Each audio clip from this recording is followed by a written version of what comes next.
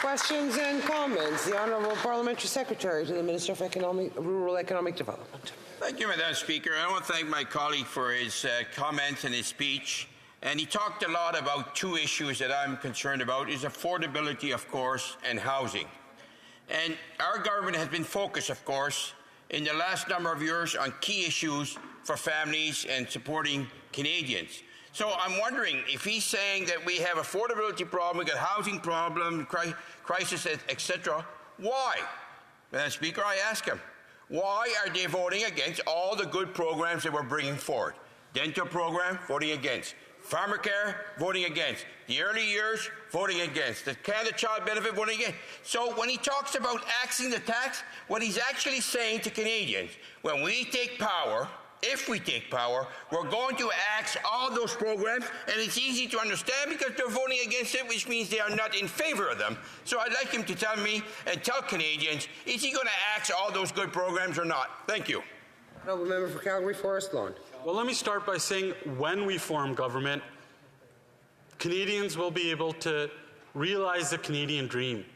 And he's asking why did we vote against some of those measures. Well, it's clear to see we don't want to be complicit in the economic vandalism of this Liberal-NDP government after the last 9 years that sent 2 million Canadians into a food bank, that made 1 in 4 go into poverty. We're not gullible like the NDP that need to protect our leaders' pension like they keep doing by propping up this government. We're going to do what's right for Canadians. We're going to axe the tax, build the homes, fix the budget, and stop the crime and bring back that Canadian dream. For Vancouver Kingsway. Well, I had the benefit of being in the same Finance Committee meeting as my honourable colleague this morning, where I heard the same evidence about the capital gains inclusion rates, and of course most of what my honourable colleague has just said in here was simply contradicted by the evidence, including that there's zero evidence that the capital gains inclusion will have any benefit or negative effect on job creation in this country. But my question is this: he seems to be opposed to the raising of the capital gains inclusion rate.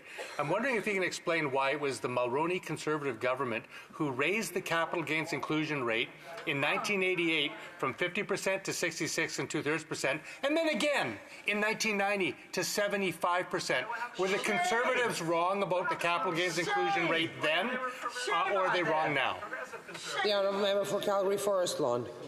First of all, that member was in the committee when a small business owner, a plumber, who did everything right, that worked as hard as he could to leave something for his kids and their kids behind.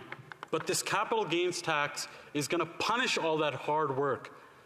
And this member sat there, and yet he would rather listen to Liberal-NDP paid economists and not everyday hard-working Canadians. That's a problem with this government. They keep propping up this Prime Minister to protect their leader's pension, all at the expense of the suffering of Canadians.